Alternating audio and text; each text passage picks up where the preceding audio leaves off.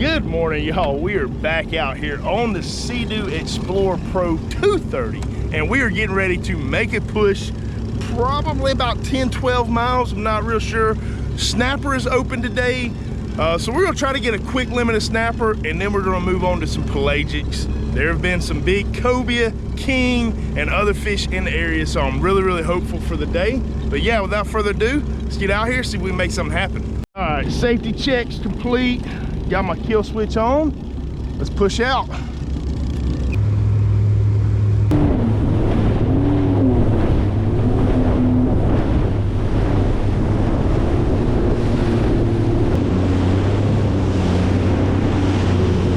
All right, so we made it out to our first spot. We got these cargo ships right here getting ready to go back into the port of Mobile Bay. So we're gonna be throwing around them. The goal is gonna be to catch a cobia. The cobia love to swarm these ships. And a lot of people come out here with croakers, try to catch them on croakers. We're gonna do it the good old fashioned way with artificials. Got some cobia jigs and chartreuse in white with a little curl tail jig on it. That's just a Buccaneer pre-made, cobia jig. I think they're like $5 to $10 a piece. Really cheap cobia jigs, but they do work. So we're gonna get in here and see if we can catch this one. All right, first cast going out.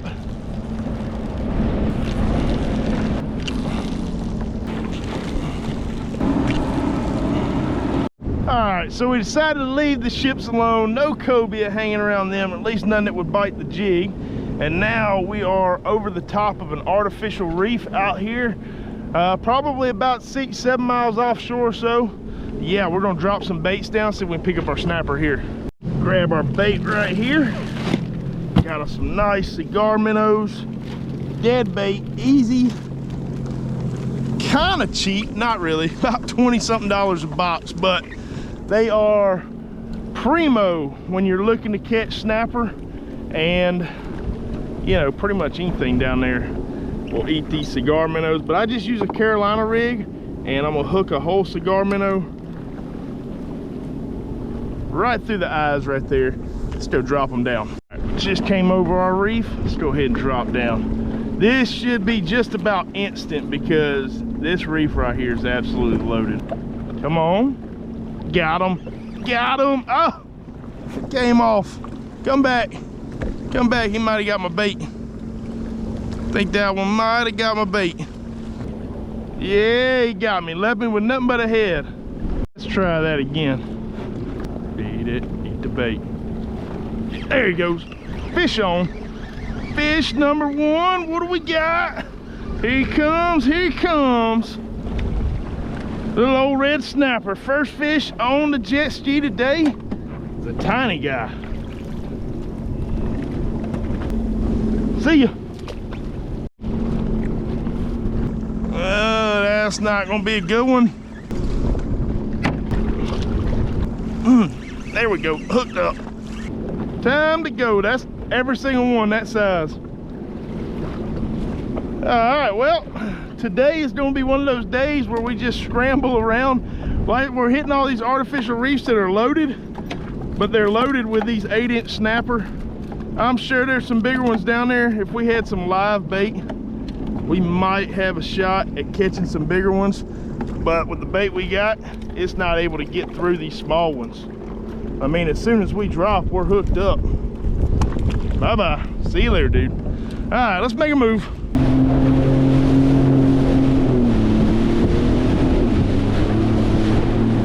All right, so we have now ran out to this production platform, oil rig, whatever you want to call it. We're going to go ahead and drop the same bait we were dropping down there, and hopefully we can pick up some keeper snapper. Now, the water looks nice and clear down there. Should be able to get bit.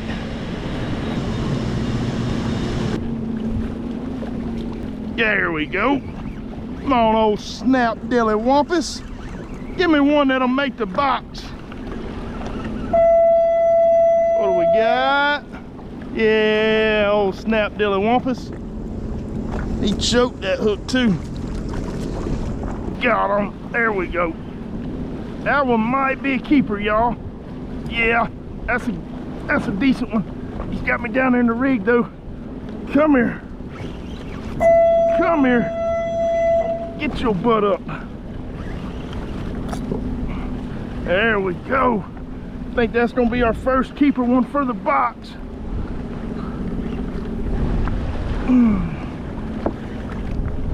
Come here. Yeah. Yeah, not a giant, but we got one that'll make the box. See, I have sorted through so many snapper today that were probably 10 inches or less. Finally get one that we can call dinner. And that's not a giant by any means, but that is about the perfect eating size. And we got it zeroed out there.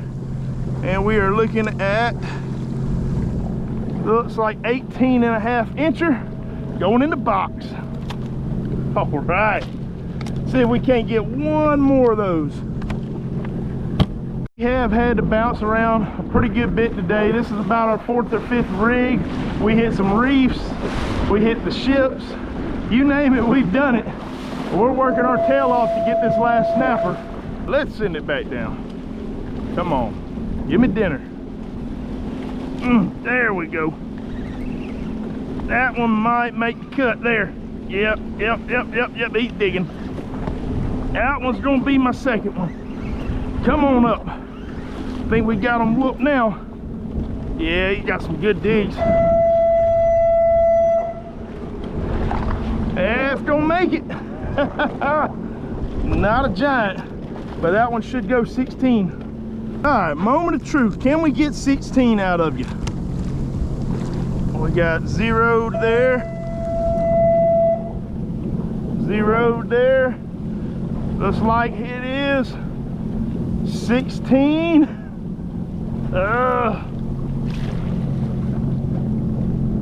Yep, that one's gonna make it by the bottom part of the tail.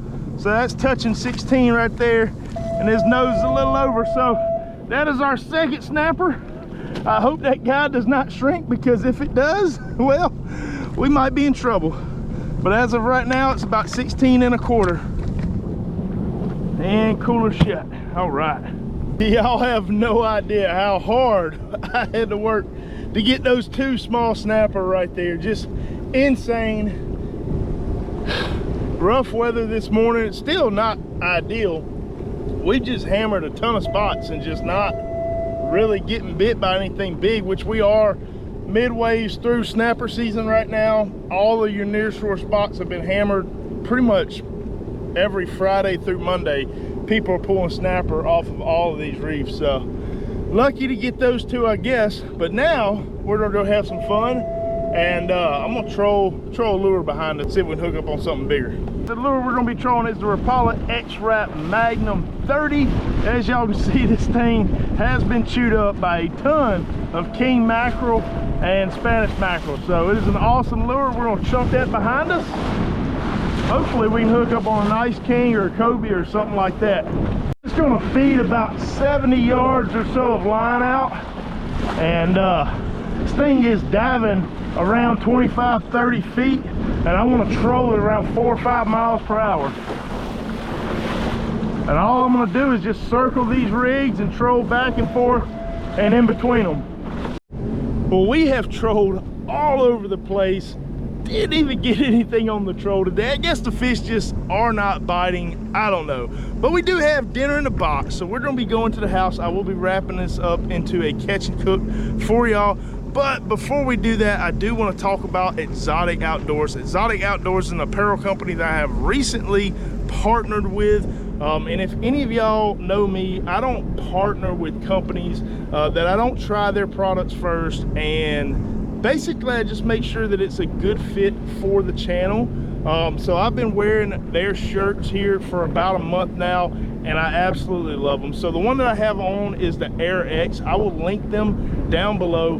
But XOTIC Outdoors is doing a couple of things that no other company that I know of is doing with their outdoor fishing apparel. For one, this Air X shirt is extremely light. I would challenge y'all to find a lighter fishing shirt out there. So out here, it's obviously mid to late June right now, and we're starting to get those 95 to 100 degree temperature days, and these shirts absolutely keep me cool out there on the water But another thing that I absolutely love about these shirts is that they are treated with Repel X material, which is basically stain resistant. So if I'm out here fishing like I've been today, you know, and I get a hold of some bloody fish like some mackerel, stuff like that, maybe some mahi, and they're slinging blood all over the place. If I get blood on my shirt, typically I would just have to throw them away or just wear them with the stains because the blood doesn't come out. But with these shirts being treated with Repel X, all of the stains wash right out with just water. You don't even have to add soap. You just rinse it off with water, stains gone. Absolutely love that. Anyways, if y'all want to check them out, they'll be linked down below. We're gonna go ahead and make a run back in, and we're gonna be eating some red snapper for dinner. All right, let's make our way back.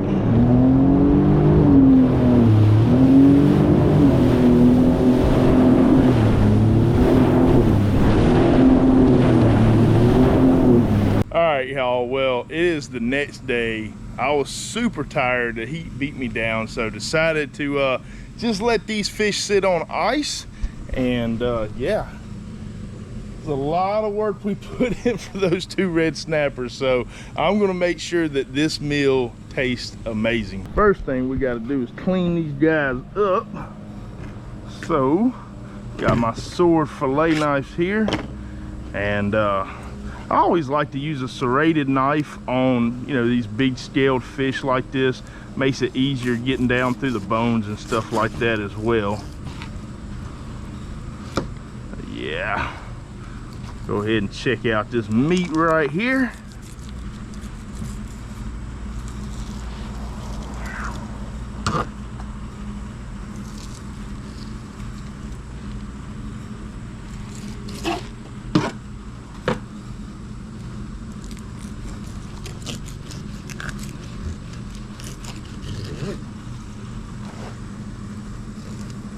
Just open her on up. Y'all seen me clean so many of these fish, pretty much all the same. Just like that, and that's our smallest snapper right there. Beautiful white meat on these fish though. That right there barely went over 16. I was having to measure it a couple of different ways because you see on this top half of that tail, it's a lot shorter. That bottom half was going 16 1/4, a little over 16 1/4. But even on a 16-inch snapper, you still get a decent fillet right there. So I'm gonna go ahead, clean the rest of this fish up, and I will see y'all at the grill. I'm about to dump some coals over here on the Weber kettle. We don't need a real hot fire, so we don't have to put a whole lot of coals in there. All right, now we'll let our coals cook down. All right, so we got our red snapper fillets right here, and we're just gonna be whipping up a really simple, easy Parmesan crusted red snapper. Comes together, like I said, real simple, only a few ingredients. We got our seasoning, we got some olive oil, a little bit of avocado oil, Parmesan, and breadcrumbs. So super cheap, super easy. The first thing we're gonna do, go ahead and grease up our pan right here so our fish don't stick to it, and then we'll just set that off to the side for now. And we're going to take us a couple of paper towels. We're going to lay that beautiful red snapper out right there. Look how white that meat is. I mean, that is just absolutely perfect. We're going to lay both of these fillets out right here, and then we just want to make sure that we're patting it dry, getting it as dry as possible. The drier that we get it, the better that our seasoning and everything is going to stick to it. Well, while we got our paper towels soaking up all the moisture off of our fish, we'll go ahead and take one Ziploc bag, and we're going to work on building a really easy binder seasoning combination. So our binder is going to be our olive oil. That's what's going to help all that breading stick to the fish. So we'll go in with our olive oil right there. And then I'm going to be using some Surf and Turf from Spanglish Asadero. I've used this in the past. It is absolutely amazing seasoning. It's kind of the opposite of like your Creole. It's more of a herby fish seasoning. You know, where it's not like a blackening or a Creole like a Tony's or something like that. So just put a decent amount in there. And we'll just mix it up a little bit. Now we get to take our fish,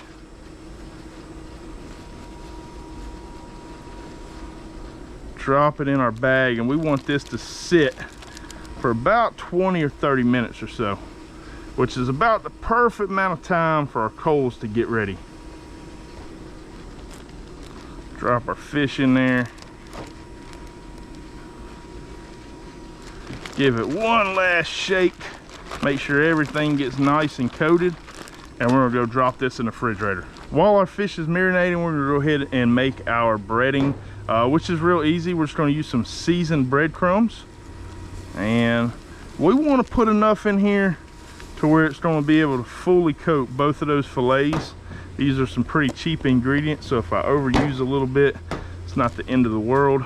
And then we're gonna go in with some Parmesan cheese, fresh. You can use grated if you want, but the fresh stuff is always a little bit better. And dump a decent amount in there, just like that. And that's it, that's all there is to our breading. I just wanna mix this up, and I'm gonna go ahead and drop this in the refrigerator with my fish until my coals are ready. All right, so we pulled our fish out of the refrigerator. Our coals are ready to go. Last thing we got to do right here before we put it on the heat, we got to put our fish in this bag with our breading. And y'all can see it's nice and coated with seasoning right there.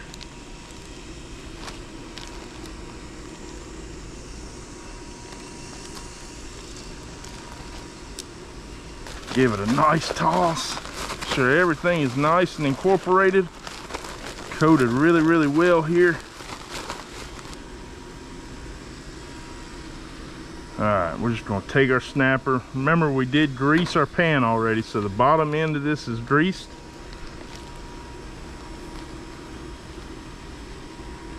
There we go.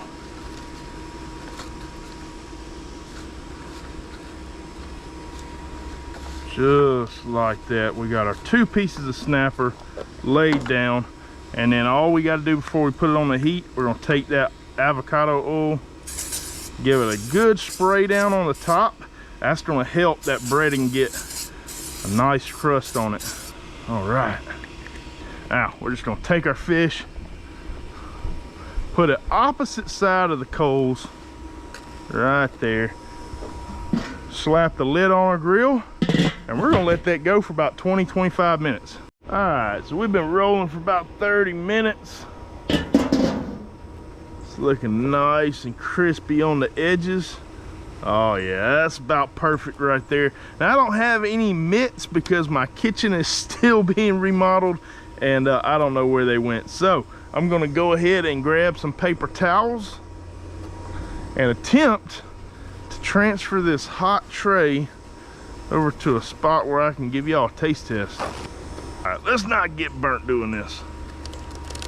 There we go, that'll work. All right, nothing to it. All right, well there it is, y'all. It smells absolutely amazing.